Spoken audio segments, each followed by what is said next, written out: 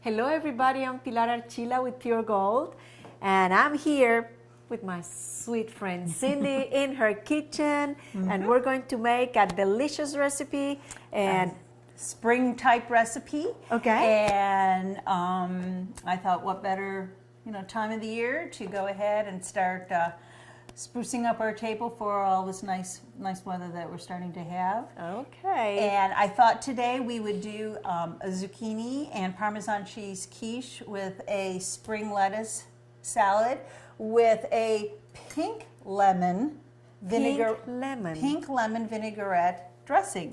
And pink lemons are not that easy to find. They're just now starting to be recognized in the United States. Less than 1% of all lemons grown are pink. And I have found that they have a little bit of a consistency of a grapefruit on the inside. So they're a little bit harder to juice and things like that, but a very, very tart, lemony flavor to it. So it's a good complement to the cheese in the quiche. So, well, to me, sounds delicious. And I have already started to small dice our zucchini. And you might notice that the skin is still on, but the skin is perfectly edible. So I'm going to continue doing the... So we need zucchini. And we also need, let me just double check here, we need the 2 eggs. Okay. And some pie crust. I found some small pie crusts. Okay. So it's nice for just a meal for 2 because you can each have your own little quiche. There you go. And then we have 4 cloves of garlic, and our family tends to like garlic, so I always throw in another one or 2. I see she has an extra one. That's right. I always have to throw in that extra one.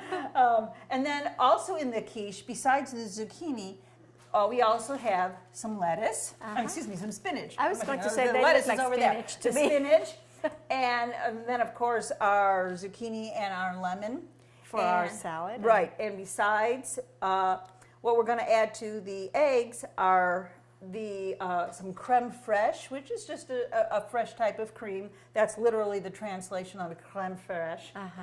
And the Parmesan cheese. Okay. And like I said, it's a pretty straightforward recipe, and you end up with your main course, if you want to call it that, your quiches, and a side salad. And your side salad. Nice and fresh. So that's all been washed and everything.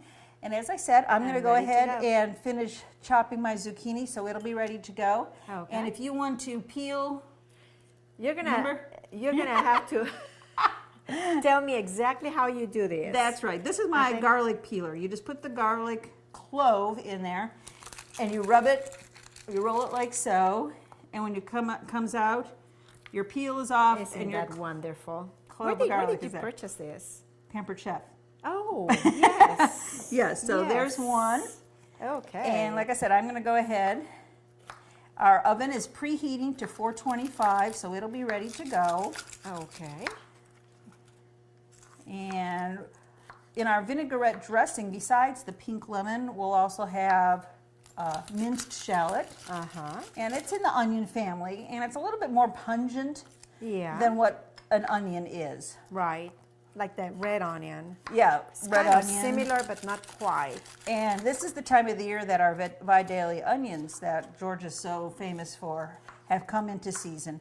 But a Vidalia onion is more of a sweet, so it's more of an eating type onion rather than putting it in a dressing where sometimes you need a little bit more flavor just for the lettuce. Okay. So here's our zucchini. I'm done with the garlic. See, well now you've got to mince it. Oh, how nice. And since we're going to be adding the zucchini and the garlic to our pan of oil at the same time, you can just go ahead and mince the garlic right into there. Okay. And what I will do is, sometimes it's hard to get that garlic out. So if you want to, after you mince it into that, you can just go ahead and use that. And while you're doing that, I'm going to... Yeah. You got it? Sometimes it's a little hard. Tough. I'm a very weak person. Let me do half because this one are huge. Yes, They always send huge. Sometimes with the garlic, the cloves are really, really tiny. You can put 2 or 3 in there at the same time. And then other times now I can do this. the bulbs are so large, like you said. So if you want to just kind of scrape it off, I will. Whatever. Whatever works. But some people say, "Oh gosh, I can't do that. I've never tried that recipe before." Well, I'll be honest. I have not tried this recipe before. This is our first time doing this. I have made quiche in the past, but there's always a first time for everything. So, you know, to me, it's first time doing a quiche. Oh, well, good. First time, so I'm learning. You know, years ago there was a book or something that came out that said "Real men don't eat quiche." Well, that's not true, because all the guys in my family seem to like cheese pie, a quiche, which is basically what it is. So I guess it's, you know, maybe because a lot of times quiche does not have meat in it, but very often you can put ham and I was going to say like this that. one is vegetarian this time. Yeah, this is a vegetarian meal, which our family has been trying to get a few more vegetarian meals into our weekly diet. Yeah. And we're probably down to maybe beef every other week and some chicken and fish of some sort, salmon especially. My husband is a big salmon eater. And my 2-year-old granddaughter absolutely loves salmon. And she will actually ask for it. Now, when a 2-year-old asks for salmon, you better hope you have it. Because you better have it, yes. Otherwise, we have to resort to macaroni and cheese.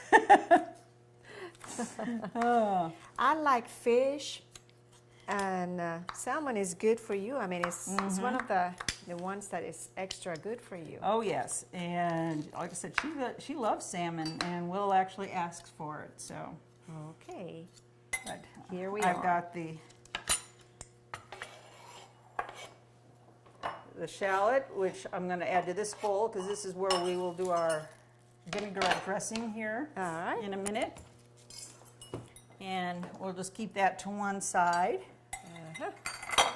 And part of our vinaigrette dressing will be zesting a lemon. Now, your pink lemon. My pink lemon. This is a zester. It's a lot easier than trying to grate it on a bigger one. I use my grating your knuckles rather than the lemon. Right. So I will let you go ahead and zest it. Okay. It may be a little bit harder too, just again because it's of the consistency. It's a little bit harder of a lemon. Have you noticed that she's making me do the hardest thing? I'm going to beat the eggs. You're going to beat the eggs, and I do this. We want to beat our 2 eggs till smooth. Okay. You can use, if you don't have a whisk, you can use a fork. Okay. I'm not, for 2 eggs, I usually don't bother with a beater. The electric beater or anything like that. My famous avocado green, ancient hand mixer. But it works. It still works. It still works. I remember maybe a couple of years ago we talked about maybe you asking for a new one for your anniversary. You still have the avocado one. I know, my anniversary's coming up. Again? Again. Now it's 40 years plus, and I still have my avocado green mixer, but... do you need what, a teaspoonful or two? I'll go ahead and I do the it whole all. thing? Yeah. Okay. It says about 2 teaspoons. Usually it's 2 teaspoonfuls. Right. I just go ahead and keep going. We like it a little zingy. So, okay, I think our eggs are beaten. And it sounds like our oven is ready. And I'm going to go ahead and get our pies out. Okay. And I'm almost done with this. Okay. I'm also going to do our spinach. It actually starts with some spinach, and we're just going to saute that in some olive oil. Okay. About 2 teaspoons or so. All right. In a pan. And we don't have to do anything to our spinach other than wash it. Okay. And a lot of times they come pre-washed. Right, they do a lot of times.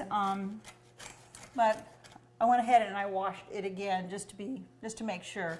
And I especially washed my my lettuce over there because it is the curly type. Yes. And so sometimes just washing in between it gets it gets stuck. That dirt. and kale also is very, very curly. Yes. And endive can be very curly, so the dirt can sometimes get trapped. So I do like to wash it again.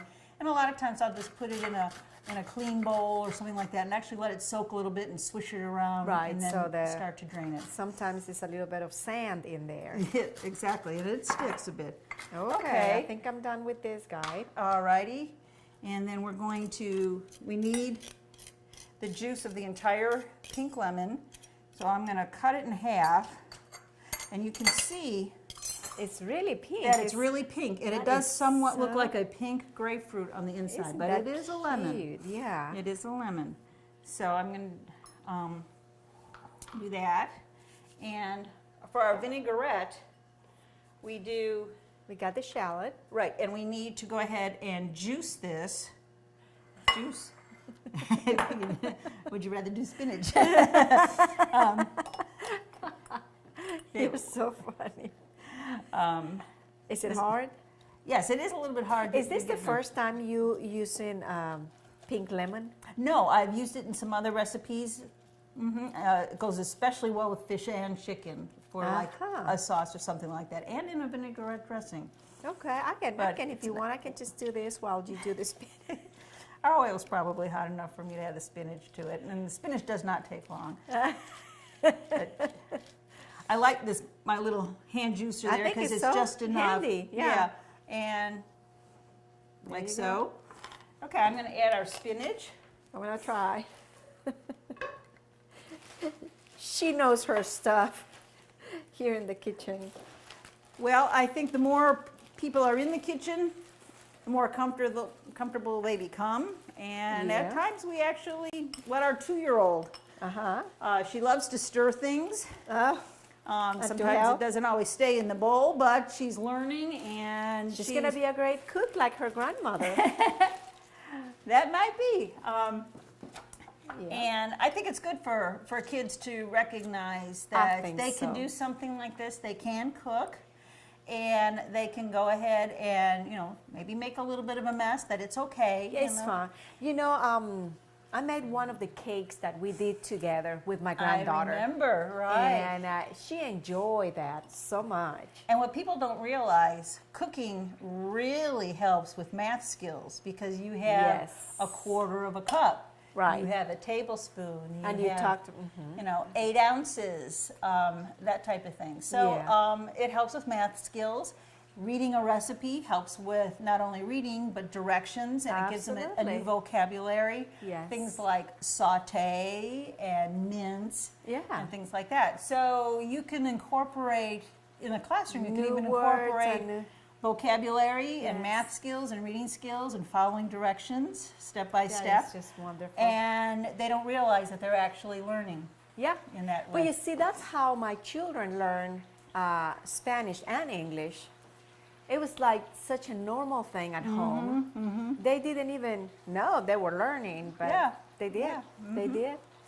So, and I know she's learning Spanish too. Yes, she is. And our friend from Ecuador was here for a visit recently. I just miss her. I do too. She's a sweet girl, sweet girl. And she's actually working with UNICEF in Panama now. Yeah. And she came and stayed with us, stayed here in Dublin for about 2 weeks. Yes. And she was speaking Spanish to Kate. And see, that's good. Kate was really surprised when Catherine came in and started saying, went hola to her, and that was one of the first words that Kate learned was hola. And she went hola back, and Kat had this look on her face like, oh, she knows that one too. She knows that, yeah. I know that word, and she says ciao, and and she counts better in Spanish than she does in English right now. Yeah, well, we're going to take a very short break. Okay. And please stay with us, and we'll be right back.